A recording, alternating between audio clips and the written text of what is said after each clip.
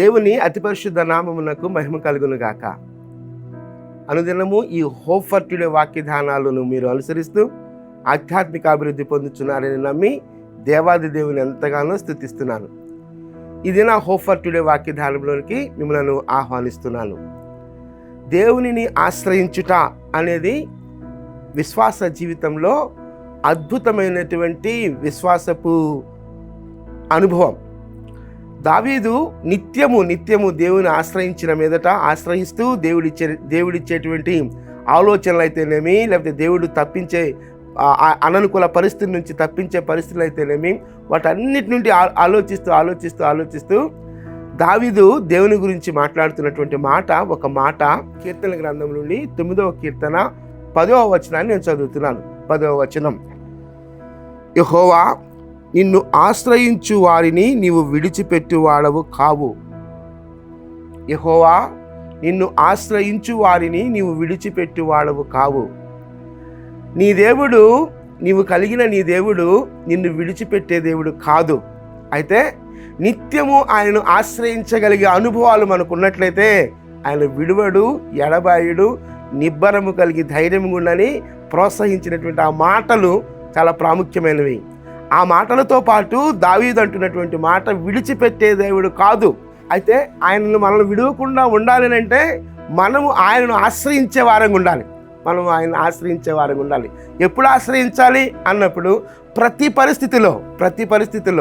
పరిస్థితులకు అతీతంగా పరిస్థితులు ఎలా ఉన్నా ఆయన ఆశ్రయించగలిగితే ఎవరు నిన్ను చేయి విడిచినా విడిచిపెట్టకపోయినా నీతో ఉంటానని, కలకాలం నీతో ఉంటానని వాగ్దానం చేసిన వారు ఉండొచ్చు.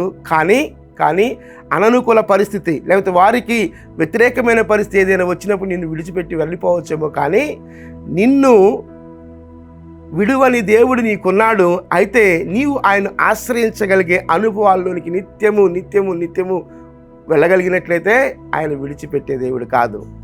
మరొకసారి ఆ మాట నేను చదువుతున్నాను. యెహోవా నిన్ను ఆశ్రయించు వారిని నువ్వు విడిచిపెట్టువాడవు కావు. కావున నీ నామం ఎరిగిన వారు నిన్ను నమ్ముకొందురు. ఆయనను నమ్ముకొనగలిగే అనుభవాలు, ఆయనను ఎరిగే అనుభవాలు. ఎరుగుట అన్నప్పుడు ప్రతిదినము ఆయన శక్తిని ఆశ్రయించినప్పుడు ఆయన విడిచిపెట్టే దేవుడు కాదు.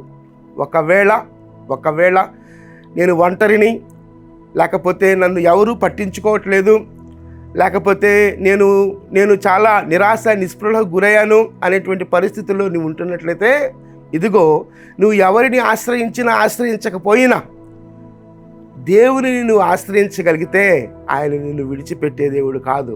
ఎప్పుడు ఆశ్రయించాలి అన్నప్పుడు పరిస్థితులకు, లేకపోతే సమయానికి, లేకపోతే స్థలానికి పరిమితమైనటువంటి వాడు కాదు నీ దేవుడు.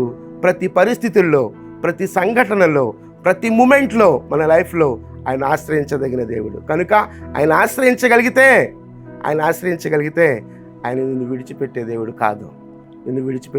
కాదు. కనుక ఒకసారి ఆలోచిద్దాం, నిజంగా దేవుని ఆశ్రయించగలిగే అనుభవాలు మనకు ఉంటున్నాయా?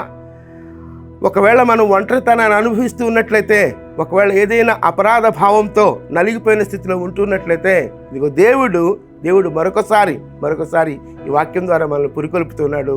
ఆయన ఆశ్రయించు వారిని విడిచిపెట్టే దేవుడు కాదు.